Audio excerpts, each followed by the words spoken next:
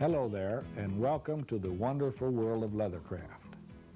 My name is George Hurst, and I'll be your instructor today for this program on basic leather carving.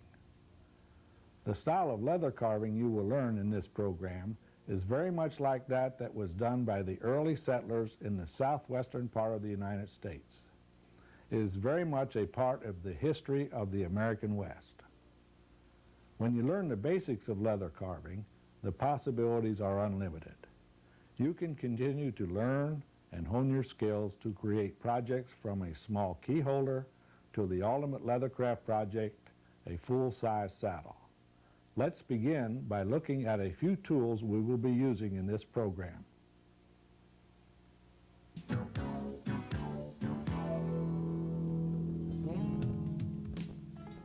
In addition to the hardwood mallet and a good working surface, there are other tools we use that I have on the table in front of me. Number one is the swivel knife. This is our most important tool. Number two, the camouflage. Number three, a pear shader. Number four is the beveler. Number five is a veiner. Number six, a seeder. And number seven is a background tool. These are what we normally call the basic seven.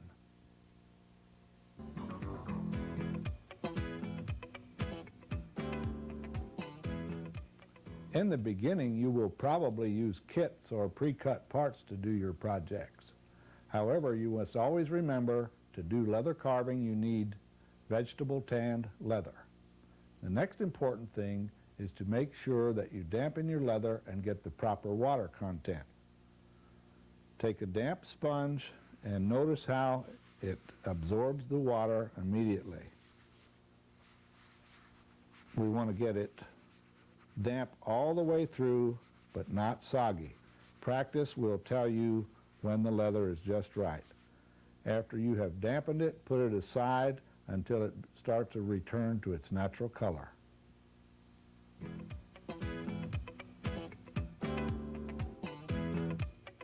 We have allowed our leather now to dry to the point where it's beginning to return to its natural color, so we can start our tracing. Notice that I have traced the pattern from the paper pattern supplied in the kit to a piece of tracing paper. You can do that, or you can trace directly from the pattern. This makes it easier and it preserves your pattern. Notice that I have taped it along the top with some clear tape, or you could use masking tape. Now to trace, take a pencil and lightly go over the lines. Now as I lift this up, you'll be able to see that I have a nice line on the leather.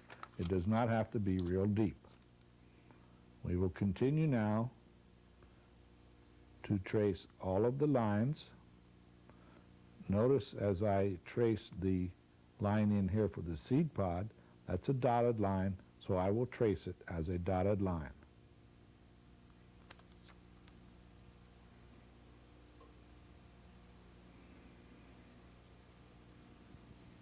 To make sure I have traced all my lines, I lift this up now and check it, and it looks like I have all my lines, so we can continue with the next step.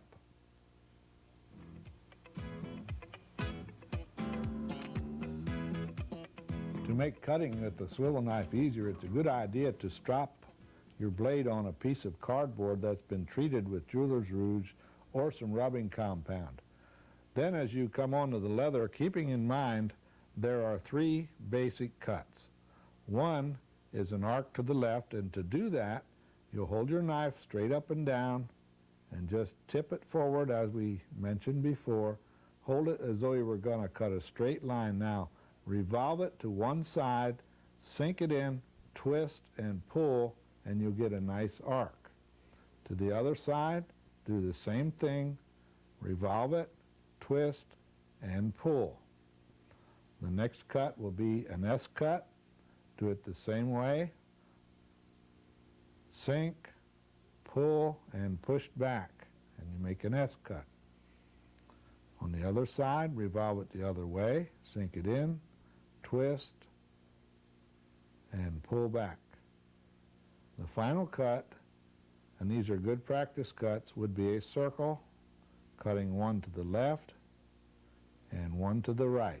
So there you have it. You got an arc, an S, and a circle. We have polished our knife blade and we're now ready to cut the pattern of our design. Notice now as I cut here, first cut is an arc. The second cut is an arc. This cut is like an S cut, and this one over here is like an S cut.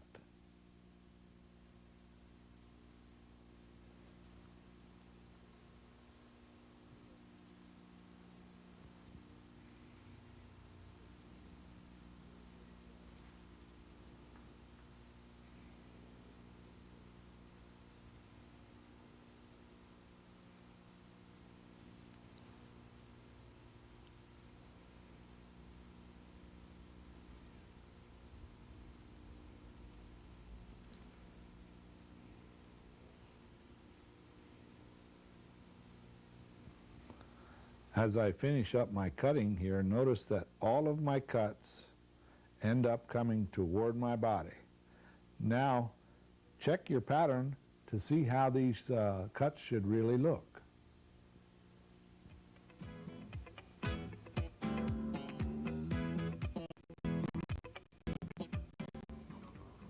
The first stamping tool we'll use is the camouflage tool.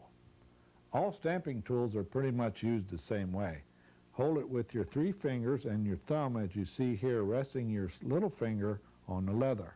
Most of the time you will lean the tool to the left or the right, as you see us doing here, to get only a partial impression. Many times you will lean it forward, as I'm doing here on these petals, and just get the forward part of the tool. To see how this should look, consult the pattern that comes with your program.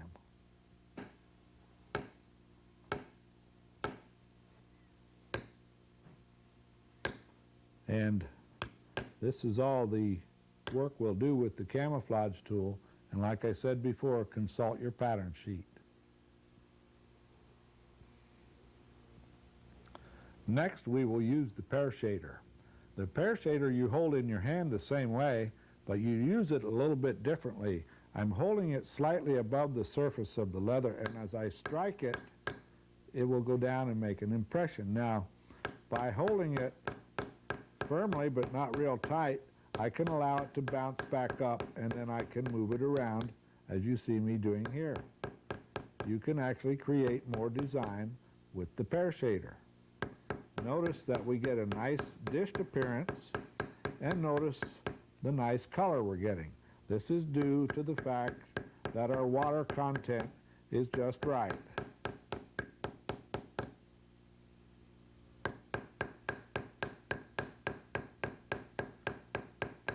Once again, let me tell you to consult your pattern to see exactly how the pear shading is done. Take some liberties if you want. No pattern has been made that cannot be improved.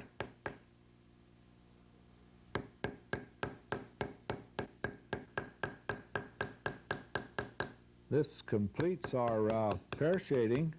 Let me remind you to look at the pattern to see how it should be done, and we'll now continue with the next tool.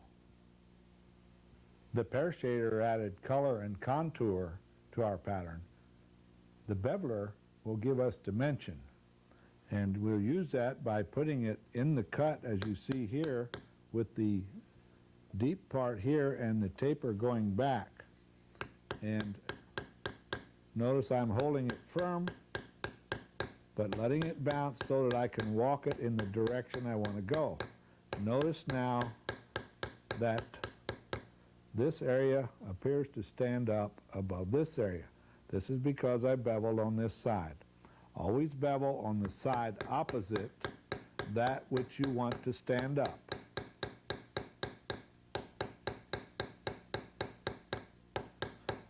As always, consult the pattern supplied with this program to see exactly where you should be beveling. As we continue beveling now, you'll notice that we're creating a whole lot of depth, and our pattern is really standing out from the background.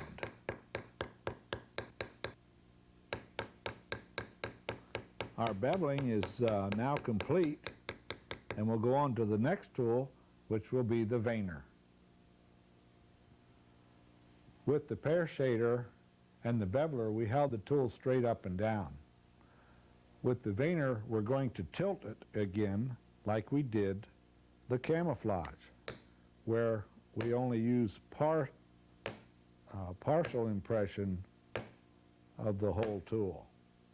Notice how I'm leaning it and putting it into the cut and the bevel and coming up along this center line.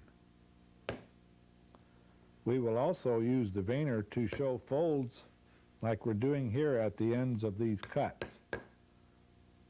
Tilt it up and drive it fairly deep, but not all the way through the leather.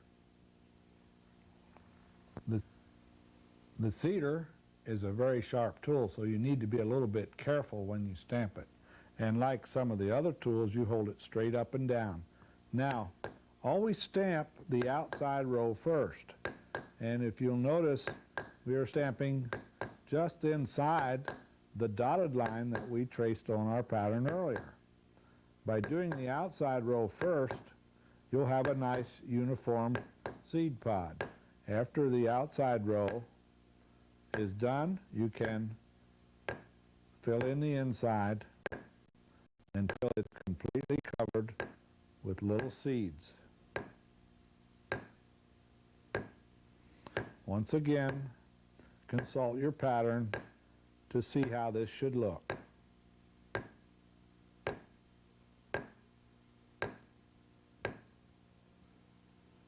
The last stamping tool we'll use is the background tool, and we want to use this when the leather is rather dry.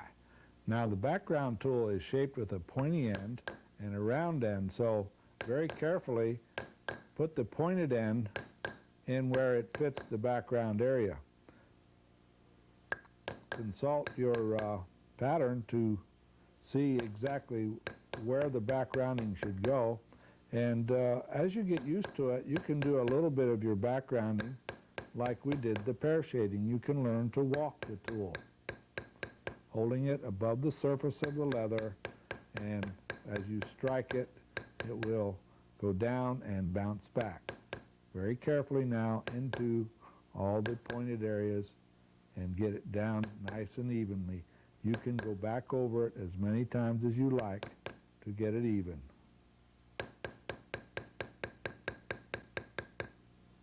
The final step is decorative cuts. This is done with the swivel knife. And again, we will strop our knife so that it's nice and polished. We'll hold the knife just like we did before, as though we were going to cut a straight line toward our body, revolve it, sink it in, twist, and slowly lift it out. Reposition it to where you can get all your decorative cuts flowing down toward the bottom of the flower. We'll do that with all of the petals of the flower, and we'll do a lot of decorative cuts on the leaves as well. As before, consult your pattern to see how we have done the decorative cuts. If you want, get creative and invent some of your own decorative cuts.